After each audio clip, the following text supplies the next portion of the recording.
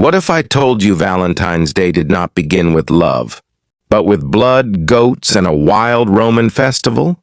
Welcome to English Shadowing Stories. Today, let me tell you a story. A long story. A strange story. A story of how a religious day slowly changed into the most romantic day in the world. This is the history of Valentine's Day. It is a story that takes us back thousands of years. It is a story filled with Roman festivals, secret weddings, and brave heroes. It is a story that has changed many times over many centuries. In ancient Rome, people celebrated a festival called Lupercalia. It was a religious festival. They celebrated the day in the middle of February. This was not a quiet, romantic day. It was wild and strange. The Romans believed Lupercalia brought health, strength, and fertility. Fertility means the ability to have children. The festival honored Faunus, the Roman god of nature. It also honored the she-wolf who raised Romulus and Remus, the founders of Rome. The celebration began in a cave called the Lupercalia. Priests sacrificed goats. Sometimes they sacrificed a dog too. Blood was everywhere. Then something strange happened. The priests cut the goat skin into long strips. They dipped the strips in blood. After that, young men ran through the streets. They tapped women gently with the bloody strips. And the women welcomed it. Why? Because they believed it would help them have babies. They believed it would bring good luck. There is also a legend about a lottery. Some stories say that young men would pick a woman's name from a jar. These two people would be a pair for the rest of the festival. Sometimes they even fell in love and got married later. The idea of pairing and new beginnings was already there. But how did this wild Roman festival change? How did it become a day named after a saint? To find that answer, we must look at the stories of the men named Valentine. Who was the real Saint Valentine? This is a difficult question because there were several men with this name. All of them lived a long time ago. All of them were brave, and they all became symbols of love and faith. The most famous story is about a priest named Valentine who lived in Rome in the 3rd century. At that time, the emperor was a man named Claudius II. Claudius was a hard man. He wanted a very large and strong army for his wars. The emperor believed that single men made better soldiers. He thought that if a man had a wife and children, he would be afraid to die in battle. So the emperor made a very strict law. He said that young men were not allowed to get married. But Valentine believed in the power of love. He thought the emperor's law was wrong and unfair. In the shadows of the night, Valentine performed secret weddings. He brought young couples together in front of God. He gave them hope and a future. But secret stories do not stay secret forever. Eventually, the emperor found out what Valentine was doing. Valentine was arrested and thrown into a dark prison. Another legend says that while Valentine was in prison, he met the jailer's daughter. The young girl was blind. Valentine was a man of great faith and kindness. It is said that through his prayers he healed her and gave her sight back. Before he was executed, he wrote her a final note. He signed it, "From your Valentine." We still use it today on our cards. It was a message of friendship and goodbye. Whether these stories are completely true or just legends, they matter. They show us a man who is willing to die for love. They show us a man who believes that human connection is more important than cruel laws. Valentine became a hero. He became a martyr. Because of his sacrifice, his name began to stand for something beautiful. As time moved forward, the world began to change. The Roman Empire became less powerful. Christianity began to grow and spread across Europe. The leaders of the early Christian church had a difficult task. They wanted people to follow the new religion, but they knew that people loved their old traditions. People still wanted to celebrate their ancient festivals like Lupercalia, so the church did something very smart. They decided to give the old festivals a new meaning. They took the dates of pagan holidays and turned them into Christian holidays. Pagan is a word for the old religions that worshipped many gods of nature. In the year 496, a man named Pope Gelasius made a big decision. He wanted to stop the wild rituals of Lupercalia. He declared that February 14th would be St. Valentine's Day. He wanted the people to focus on the saint instead of the old Roman gods. But at first, the day was very serious. It was a day to honor the memory of the martyr St. Valentine. It was a day for prayer and going to church. It was not yet a day for flowers, chocolate, or romantic dates. The date was set and the name was chosen. The old ideas of pairing from Lupercalia were still in people's memories. But now they were connected to a Christian hero of love. For several hundred years, February 14th remained a quiet religious day. It was a time to reflect on sacrifice and faith. But the human heart always looks for joy. People still felt the coming of spring in the middle of February. They still felt the desire to express their feelings for one another. They were just waiting for the right moment for romance to bloom. It would take a few more centuries and some famous poets to change the day again. Now, let's travel to the Middle Ages. This was the time of brave knights, tall castles, and beautiful ladies. During this era, a new idea began to grow in Europe. People called it courtly love. This was a very polite and poetic kind of love. It was about showing respect and giving beautiful gifts. It was about singing songs and writing poems for someone special. During this time, the idea of Valentine's Day changed again. A famous English poet named Geoffrey Chaucer played a big role in this change. In one of his poems, he wrote about how birds choose their mates on St. Valentine's Day. He suggested that nature itself celebrates love in mid-February. People looked outside and saw the birds starting to build nests. They felt the air getting warmer. They began to think, if the birds are choosing their partners, perhaps we should too. This was a very romantic idea.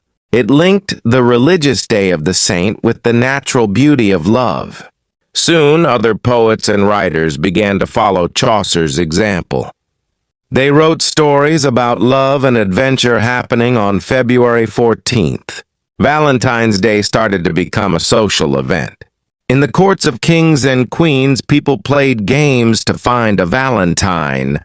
They would draw names from a hat, just like in the old Roman stories. The person whose name you drew would be your Valentine for the year.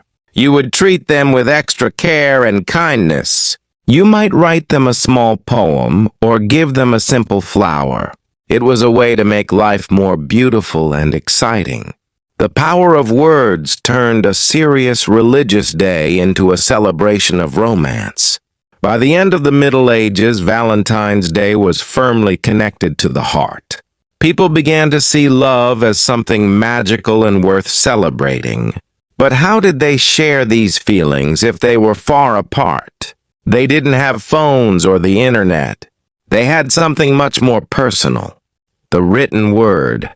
This was the beginning of the tradition of Valentine's cards. The oldest known Valentine poem still exists today. It was written in 1415 by a man named Charles, the Duke of Orleans. He was a prisoner in the Tower of London after a big battle. He was lonely and missed his wife very much. He wrote her a letter filled with love and called her his sweet Valentine. He was using the name of the saint to express his own deep feelings. His letter was a whisper on paper. It was a way for his heart to travel across the prison walls. By the 1700s, sending small notes became very popular in England and America. The notes were called Valentines. These were handmade. People would spend hours carefully cutting paper and drawing small pictures. They would write poems in their best handwriting. Sometimes they would even hide a secret message inside a puzzle. These early Valentines were very precious. They were symbols of the time and effort someone spent just for you. There were even books called Valentine writers. These books helped people who didn't know how to write poetry. You could look inside and find a beautiful verse to copy onto your paper. It was like a cheat sheet for love. You would smell the ink and feel the texture of the paper. It was a very intimate and personal experience. As the years went by, more and more people wanted to send these notes, but making them by hand took a long time. The world was about to change again. A big revolution was coming, the Industrial Revolution. This change would take these quiet whispers on paper and share them with the whole world. It was the birth of the modern Valentine's Day industry.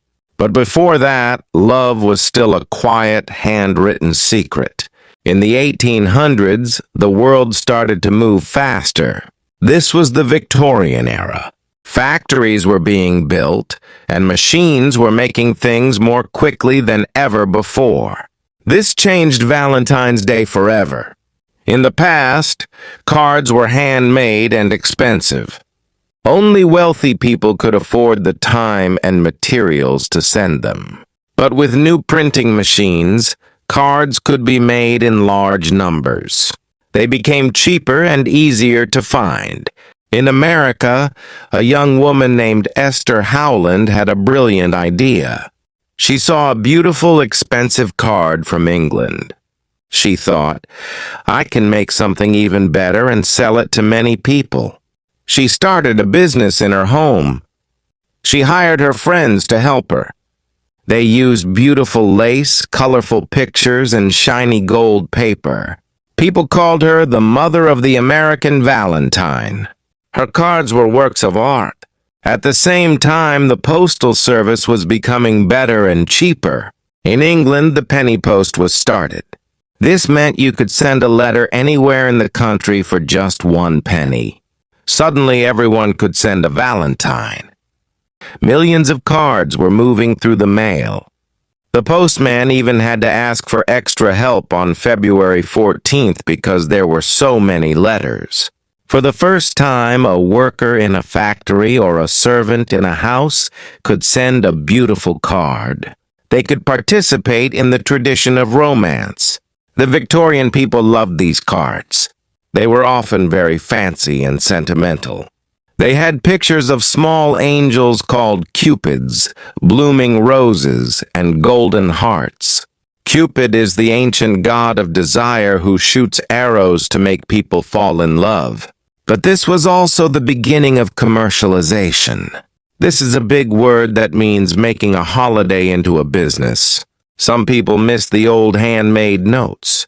They felt the machines were taking away the personal touch. It was a global celebration that was only going to get bigger as we entered the modern age. As we move into the 20th and 21st centuries, Valentine's Day has become one of the biggest holidays in the world.